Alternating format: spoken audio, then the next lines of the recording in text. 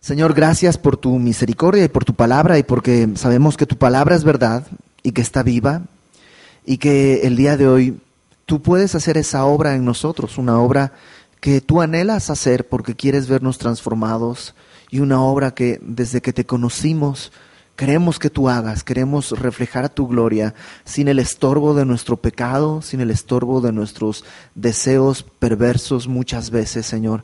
Queremos que tu gloria sea claramente manifestada en nuestras vidas. Ese es el motor de lo que somos, eso es nuestro anhelo. Y pues a ti sea toda la gloria, Señor, en el nombre de Jesús. Amén. Isaías capítulo 9. La semana pasada vimos un capítulo que es hermoso, este capítulo, la primera parte del capítulo 9, que nos muestra que hay un tiempo de oscuridad, un tiempo de tinieblas, un tiempo de angustia, pero que no va a ser para siempre y que hay una esperanza. Y la esperanza no es un cambio de gobierno o un cambio económico o un cambio circunstancial. La esperanza es que, ¿te acuerdas? Que Dios nos da un hijo. Porque un niño nos es nacido, un hijo nos es dado y el principado sobre su hombro. Nuestra esperanza es Jesucristo, que es presentado, recuerdas, como admirable, consejero, Dios fuerte, Padre eterno, príncipe de paz. Y esa es toda la esperanza que necesitamos y esa es la mayor esperanza a la que podemos aspirar. Y a pesar de eso, ¿no? A pesar de que hay una gran esperanza frente a los ojos de todas las personas, en esa época Isaías está hablando de una invasión, ¿te acuerdas? Que va a venir sobre la tierra, sobre el reino del norte, sobre el reino de Judá. Y les dice, pero no va a ser para siempre, va a haber esperanza. Bueno, eso es verdad, pero también es verdad otra cosa. Mientras llega esa esperanza, como fruto de la rebelión del pueblo, el juicio va a ser terrible. El juicio que va a caer sobre Israel, y a lo mejor tenemos que recordar esto, que la nación judía, después de Salomón, hay una guerra civil y se divide en dos grandes secciones, lo que se llama el reino del norte o reino de Israel, que algunas veces en la Biblia también se conoce como Efraín. A todo el reino del norte se le llama Efraín. ¿Por qué? Porque Efraín era la tribu más grande en esa parte del territorio. El reino del norte, reino de Israel o Efraín es lo mismo, es la parte norte, que tuvo muchos reyes, todos de ellos malos. Bueno, algunos no eran malos, algunos eran peores, pero un gobierno terriblemente pagano desde el inicio. Y la parte del reino del sur o reino de Judá, que tuvo ahí sí algunos reyes buenos, otros reyes malos. Y Isaías está hablando que el reino del norte va a caer bajo la dominación asiria. Y como vimos la semana pasada, hay una gran esperanza, pero mientras esperan esa esperanza, el juicio va a ser difícil, va a ser doloroso. Y aunque Isaías en esta porción está hablando acerca del reino del norte, realmente el mensaje es sobre todo para el reino del sur, para que el reino del sur aprenda y experimente en cabeza ajena, como se dice, ¿no? Que vea lo que pasó con el reino del norte y se arrepienta y no tenga que sufrir lo mismo que está sufriendo el reino del norte. El reino del norte idólatra, desechó al Señor, se alió con naciones extranjeras, todo eso, y ahora va a venir el juicio.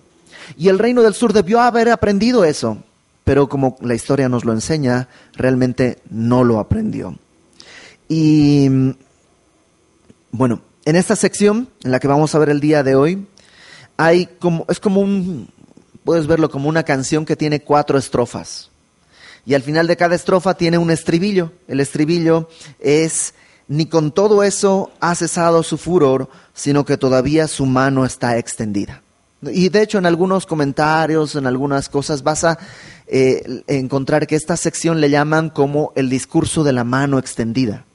Por esto, porque repite esa frase 4 veces. Y vamos a ir viéndola entonces como una canción, estrofa por estrofa. Y la primera está en el versículo 8. Dice, el Señor envió palabra a Jacob y cayó en Israel. Lo que está diciendo Isaías básicamente es que Dios ha advertido Dios ha hablado, envió palabra y la palabra le cayó a Israel. No pueden decir que no sabían. El profeta Amós, por ejemplo, predica y está advirtiendo las cosas que Isaías está diciendo, se les advirtió. Dice después en el verso 9, y la sabrá, o sea, toda la palabra que envió el Señor, la sabrá todo el pueblo, Efraín y los moradores de Samaria. ¿Te acuerdas que te dije que Efraín se designaba también hacia toda la tierra del norte? Y Samaria era la capital del reino. Que con soberbia y con altivez de corazón dicen, y aquí los describe, ellos en vez de escuchar las advertencias, se llenaron de soberbia. Con altivez de corazón dicen lo siguiente, verso 10. Este es el discurso de ellos, del reino del norte. Los ladrillos cayeron, pero edificaremos de cantería. Cortaron los cabrahigos, pero en su lugar pondremos cedros. Y lo que están haciendo al decir esto es, básicamente están desafiando a Dios. Le están diciendo a Dios, sí, nos invadieron los asirios, pero vamos a reconstruir. Sí, tiraron ladrillos. Los ladrillos eran de barro.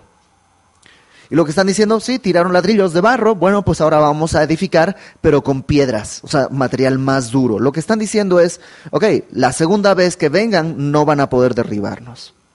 Dice después, cortaron los cabrahigos son los sicómoros. Sí, desarraigaron sicómoros, pues vamos a plantar cedros.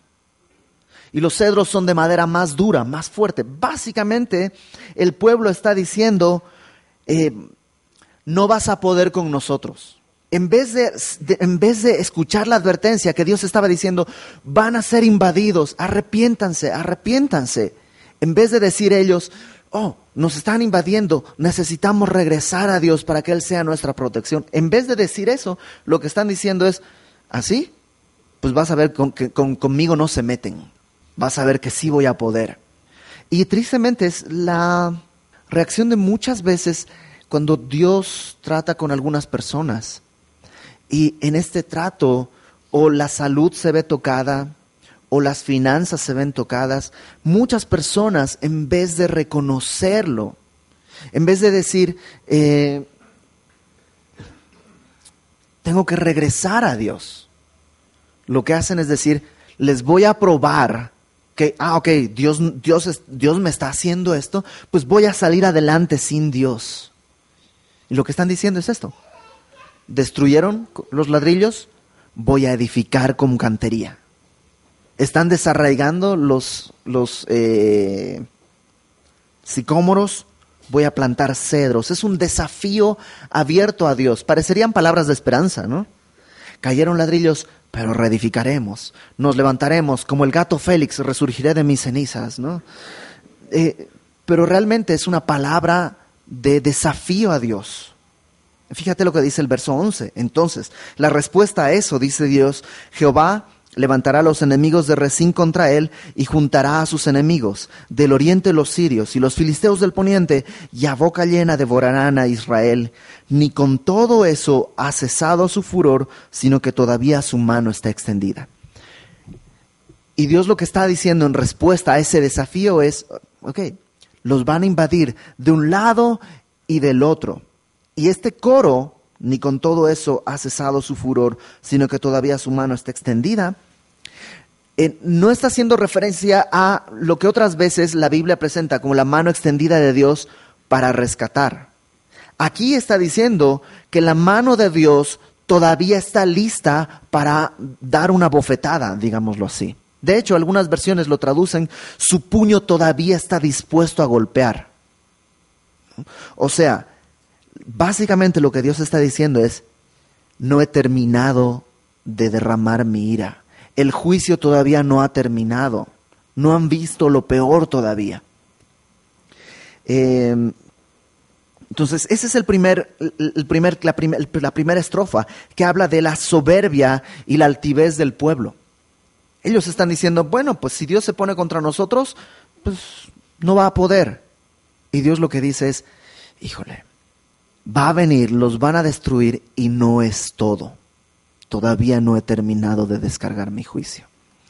Nada más entre paréntesis, Y como un dato, por si lo quieres tomar, hay una novela que se llama El Presagio, The Harbinger en inglés, El Presagio, que está basada en estos versículos. Los ladrillos cayeron, pero edificaremos de cantería, cortaron los cabrahigos, etc. Estos dos versículos originan esta novela, que es una novela que lo que hace es interpretar estos versículos aplicándolos a Estados Unidos a partir del 11 de septiembre, ¿no?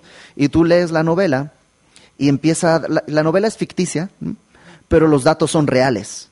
Y empiezas a ver, y si tú eres como yo, empiezas a checar si es cierto o no. Y cuando empiezas a checar que sí es verdad, híjole, sí se te pone la piel chinita, porque básicamente lo que hace en la primera parte de la novela es explicarte esto que acabamos de ver, que esta declaración es un desafío a Dios. Pero luego lo que te empieza a mostrar es que cuando cayó el World Trade Center en el 11 de septiembre, a un costado del World Trade Center había un árbol, un sicómoro, y que una roca cayó y lo derribó. Y que cuando lo descubren, lo que dicen es, pues hay que volverlo a plantar y va a ser el símbolo de la esperanza que renace. Una esperanza que, dicho sea de paso, es sin Dios, porque Estados Unidos en este momento no está pensando en regresar a la palabra. Es una esperanza vacía. Y 2 años después o 3 años después ese árbol se muere. Y lo que hacen es, alguien dona un nuevo árbol. ¿Y qué árbol crees que es?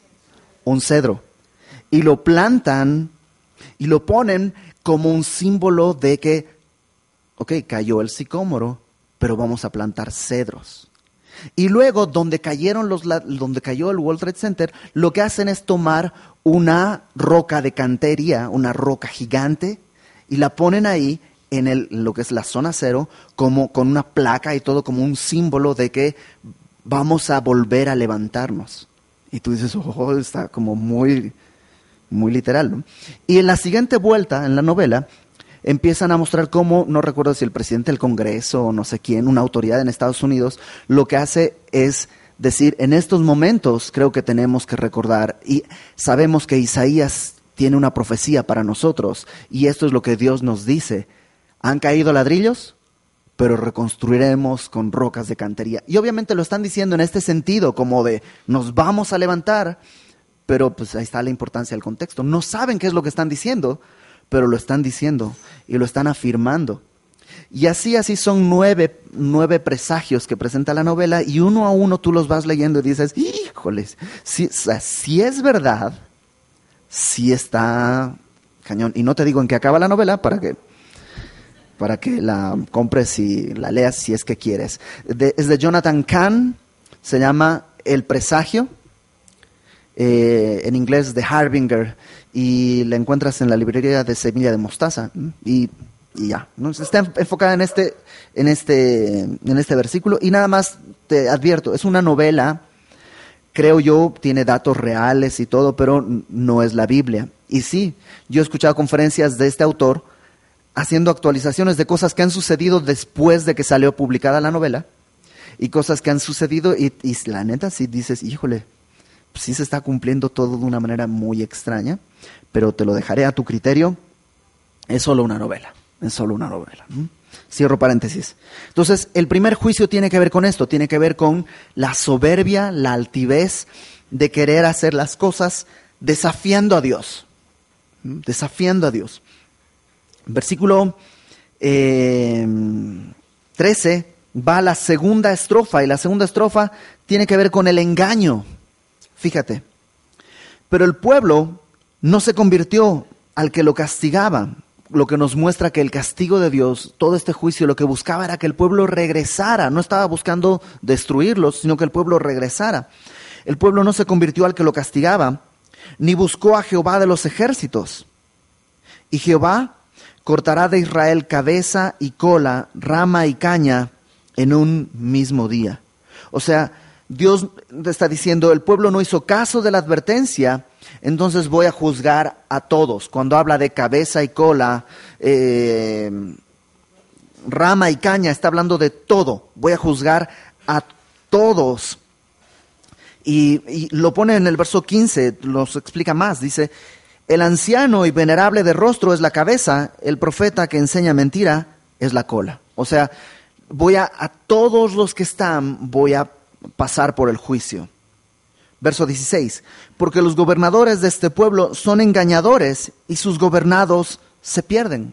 Y esto está interesante, porque está poniendo responsabilidad en los gobernadores. Los gobernadores son engañadores, pero también está poniendo responsabilidad en los gobernados. Los gobernados se pierden. Me hace pensar en los tiempos que estamos viviendo el día de hoy.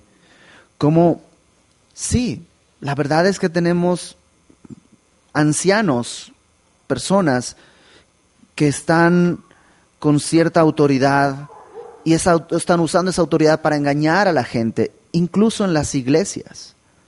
Iglesias en las que los pastores lo que están haciendo es engañar a la gente. Pero ¿sabes qué es lo peor? Que la gente está siendo engañada teniendo una Biblia en sus manos. Y eso sí es de terror, porque ahí no es culpa del pastor solamente, es culpa de quien está recibiendo estas cosas. ¿Te acuerdas cómo eran los de Berea? Hechos 17:11, acompáñame a Hechos 17:11. Porque no solo se trata de, yo no soy rebelde, yo voy a la iglesia, yo escucho, ok, ¿y estás checando lo que escuchas? Hechos 17:11 dice, desde el 10, inmediatamente los hermanos enviaron de noche a Pablo y a Silas hasta Berea, y ellos habiendo llegado entraron a la sinagoga de los judíos, y estos, los judíos de Berea, eran más nobles que los que estaban en Tesalónica, pues recibieron la palabra con toda solicitud, escudriñando cada día las escrituras para ver si estas cosas eran así. Y ahí habla de una actitud, dos actitudes que tienen los de Berea. Número 1, recibir la palabra con toda solicitud. O sea, no se sientan a escuchar, la reciben y la reciben con toda solicitud. Pero, número 2, checan a ver si estas cosas, si lo que decía Pablo era real. Y eso es importante. A mí me da descanso saber que si un día yo estoy enseñando algo mal, ninguno de ustedes puede decirme, oye, ¿nos enseñaste mal? Porque era responsabilidad de cada uno de ustedes checar que sea cierto, ¿no? Yo voy a dar cuentas a Dios de lo que yo enseñe, pero ustedes van a dar cuentas a Dios de lo que ustedes escuchan. Y acá está haciendo pasar por el juicio a los engañadores y a los gobernados, porque unos se engañan y otros se pierden. Verso 17. Por tanto, el Señor no tomará contentamiento en sus jóvenes, ni de sus huérfanos, y viudas tendrá misericordia. O sea, los jóvenes que deberían ser el vigor de la nación, Dios dice, no me van a agradar. Y los huérfanos y las viudas, que son el grupo más desamparado, Dios dice, pues no puedo hacer nada, porque corren tras el engaño. Tú conoces gente de distintas religiones, que cuando tratas de abrirles los ojos no quieren. Y corren tras el engaño y se aferran a su engaño. Y Dios dice, pues voy a juzgar la cabeza y la cola, al engañador y al engañado. Porque todos, fíjate al final, todos son falsos y malignos y toda boca habla despropósitos. Todos, gobernadores, gobernados, dirigentes, dirigidos, presidentes, presididos y presidiarios, todos están hablando engaño y mentira. Hablan despropósitos. Por eso viene el versículo 17 al final, el estribillo. Ni con todo esto ha cesado su furor, sino que todavía su mano está extendida. O sea, hay una invasión de fuera. Y Dios dice, sí, pero no es todo. Y luego habla de una situación interna de engaño. Y Dios dice, sí, pero no es todo. La tercera estrofa tiene que ver con la maldad. Dice el verso 18. Porque la maldad se encendió como fuego, cardos y espinos devorará. Y es interesante porque lo que se enciende como fuego es la maldad. Y lo que empieza a devorar esa maldad, ese fuego, son cardos y espinos. Y yo sé que tú recuerdas, antes del pecado no había ni cardos ni espinos. La tierra no producía esas cosas. Los cardos y espinos son un símbolo del pecado, y de hecho es curioso como Jesucristo en su cabeza se le pone una corona de espinas, ¿no? Como este símbolo del pecado que Él está cargando, no suyo, sino nuestro pecado. Y checa la imagen, porque es la maldad encendiéndose. ¿Y qué es lo que alimenta ese fuego? Cardos y espinos. El pecado está alimentando ese fuego de maldad. Y el fuego está así, fíjate cómo es descrito, cómo avanza. Cardos y espinos devorará, se encenderá en lo espeso del bosque y serán alzados como remolinos de humo, o sea, como un incendio forestal que se enciende aquí, se enciende allá y no hay forma de detenerlo. Y está eso nada más comiendo más y más cosas que o sea, todo lo que el fuego come lo hace más grande, lo alimenta. Y así es, la maldad está diciendo, en la sociedad se va a alimentar del pecado de la gente, y como un incendio forestal eso va a correr y va a encender toda la sociedad. Y tú dime si no estamos viviendo esos tiempos el día de hoy. Verso 19. Por la ira de Jehová de los ejércitos se oscureció la tierra, y será el pueblo como el pasto del fuego. El hombre no tendrá piedad de su hermano. Todo se va a encender. Toda la sociedad se va a encender. El hombre no va a tener piedad de su hermano. Claro, hay maldad de uno contra otro. Fíjate el verso 20. Cada uno hurtará a su mano derecha y tendrá hambre, y comerá a la izquierda y no se saciará. Y hay una sociedad en la que todos roban a todos, pero nunca nadie dice es suficiente. Fíjate al final. Cada cual comerá la carne de su brazo. Y en algunas otras versiones lo traducen como comerán la carne de sus hijos, o comerán a sus propios hijos. Y tú dices, eso, bueno, eso no sucede en México. Bueno, sí. O sea, la cantidad de niños abortados, porque eso va a lastimar mi estilo de vida. Eso no está en mis planes, va a modificar lo que tengo que hacer. Estamos alimentándonos de los niños que están por nacer. Y la sociedad es este fuego imparable de maldad. Antes era asaltar, el día de hoy es asaltar y matar. Luego matar no es suficiente, hay que matar con saña y los vamos a descuartizar. Y luego no es suficiente, hay que descuartizarlos y ahora nos los vamos a comer literalmente. Y las historias que suceden en los grupos de narcotráfico son esas. Los ritos de iniciación para niños de 16, 17 años, que es matar a alguien y comérselo para entrar en la vida social de ese tipo. Y la maldad está encendida. Hermanos contra hermanos. Dice verso 21, Manasés a Efraín, Efraín a Manasés, que son tribus del norte, y ambos contra Judá. O sea, la maldad se va a encender en toda la sociedad. Lo interesante es que no es que Dios está haciendo esto. Dios simplemente está dejando que ellos hagan lo que tienen en su corazón. O sea, Dios no está provocándoles, simplemente Dios está soltando las riendas y el caballo desbocado está yendo a estrellarse. ¿Recuerdas Romanos capítulo 1? En Romanos capítulo 1 lo vemos descrito muy claramente.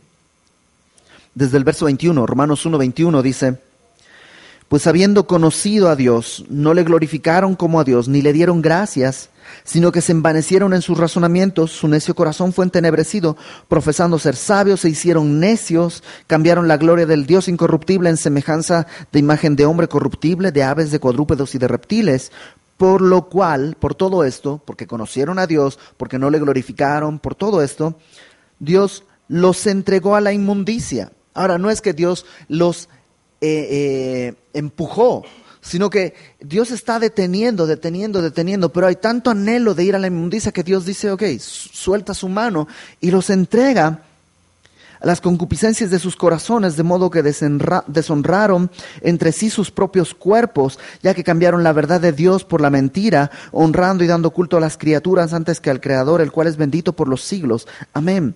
Por esto Dios los entregó a pasiones vergonzosas, pues aún sus mujeres cambiaron el uso natural por el que es contra naturaleza. De igual modo también los hombres, dejando el uso natural de la mujer, se encendieron en su lascivia unos con otros, cometiendo hechos vergonzosos, hombres con hombres, recibiendo en sí mismos la retribución debida a su extravío. Y está hablando, describiendo nuestra sociedad.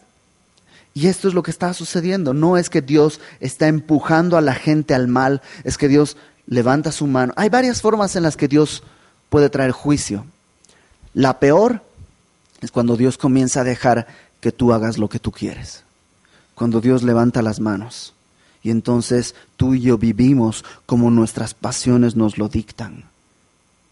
Y eso es lo que está diciendo. Y lo terrible es que al final en Isaías capítulo 9, el último versículo, la última frase dice: ni con todo esto ha cesado su furor, sino que todavía su mano está extendida. Y Dios vuelve a decir: y eso no es todo, y todavía falta. Capítulo 10, versículo 1 dice: y va a juzgar acá, ya que juzgó primero la arrogancia, el engaño, la maldad y ahora la injusticia. Ay de los que dictan leyes injustas y prescriben tiranía para apartar del juicio a los pobres y para quitar el derecho a los afligidos de mi pueblo, para despojar a las viudas y robar a los huérfanos. Líderes corruptos, abuso de autoridad. O sea, todo esto Dios lo va a juzgar. Dios lo va a juzgar. Leyes injustas que favorecen a unos, a los más ricos, perjudican a los más pobres. Dios lo va a juzgar. Cuando se despoja a las viudas y a los huérfanos de la protección que el Estado, el gobierno, la gente debería darles, Dios lo va a juzgar. Va a juzgar a esos gobernantes. Porque son distintos al Mesías. ¿Te acuerdas del Mesías? Capítulo 9, versículo 7. Fíjate cómo va a ser el reino del Mesías. Lo dilatado de su imperio y la paz no tendrán límite sobre el trono de David y sobre su reino, disponiéndolo y confirmándolo en juicio y en justicia desde ahora y para siempre. Ese va a ser el reino del Mesías, en juicio, en justicia. Pero ahora, porque todo este pueblo ha rechazado a Dios, parte del juicio de Dios es que hay injusticia en los gobernantes. Y a veces queremos que cambien los gobernantes, cuando realmente los gobernantes que tenemos son el reflejo de la calidad moral y espiritual del pueblo. Y no debemos enfocarnos en el cambio de gobierno, sino en el cambio de corazón. ¿Y quién es el único en el cual podemos influir verdaderamente? Pues en nosotros mismos. Porque fíjate lo que dice en el verso 3. ¿Hacia dónde se está dirigiendo este pueblo? ¿Qué haréis en el día del castigo? ¿A quién os acogeréis para que os ayude cuando venga de lejos el asolamiento? O sea, ¿qué va a pasar? No hay temor de Dios en la sociedad. ¿A quién van a acudir? Porque el día de hoy, como quiera, la gente acude a Dios. En tiempos difíciles, acude a Dios. Pero cuando Dios desata este juicio, Dios está diciendo: ¿a quién van a acudir? Mi mano no está extendida para rescatar. Mi mano está extendida en el juicio. ¿A quién van a acudir? ¿En dónde dejaréis vuestra gloria? Fíjate el verso 4, y ahí vamos a terminar. Pero es terrible, porque dice: sin mí, y nada más la idea. ¿Te imaginas? Antes lo podías vivir porque no conocías. Y vivimos sin Dios, entre comillas, porque Dios estaba tratando de llevarnos a su reino. Pero una vez que le hemos conocido y le rechazamos deliberadamente, ¿te imaginas vivir sin Dios? ¿Cómo va a ser? Y Dios dice: sin mí se inclinarán entre los presos y entre los muertos caerán. Y la palabra inclinar ahí habla de hundirse, abatirse, o sea, ser derrotados. Sin mí van a ser derrotados entre los presos y entre los muertos. Y van a caer. Y ni con todo esto ha cesado su furor, sino que todavía su mano está extendida. Y la semana pasada veíamos ese pasaje tan bonito, ¿no? Y el día de hoy vemos un pasaje tan fuerte. Tú dices, ¿cómo puede ser que Dios haga esto? ¿No es acaso Dios bueno? Sí. Por eso pagó el precio de nuestros pecados en la cruz del Calvario. Por eso Él, entendiendo nuestra necesidad y nuestra incapacidad de resolver nuestro problema, que es el pecado, vino a la tierra y pagó el precio de nuestros pecados. Ahora, ¿qué más puede hacer? Pagó el precio de nuestros pecados, envió su Espíritu para convencernos de pecado, de juicio y de justicia, nos ha dado su palabra para guiarnos, para mostrarnos el camino, para fortalecernos, para transformarnos. Le ha dado al mundo y nos ha dado a nosotros el don de la iglesia. La iglesia, este regalo de Dios, dice Pablo a Timoteo, columna y baluarte de la verdad. ¿Qué más puede hacer Dios para que el mundo no corra en esta dirección? Que lo único que va a encontrar es el puño cerrado de la ira de un Dios justo. Y no es que Dios se cansa de nosotros, lo vimos en Apocalipsis. Es que el pecado llega a un punto de madurez en que tiene que ser juzgado. Porque un Dios justo no puede dejar pasar la injusticia. La justicia tiene que ser satisfecha para que haya un Dios justo. Y este Dios justo va a llevar a cabo el juicio. Para los que hemos creído, este juicio fue llevado en Cristo. Para los que no han creído, este juicio va a caer sobre sus propias cabezas. Y estaba dudando mucho entre leer esto o no, y pues déjenme leerlo simplemente como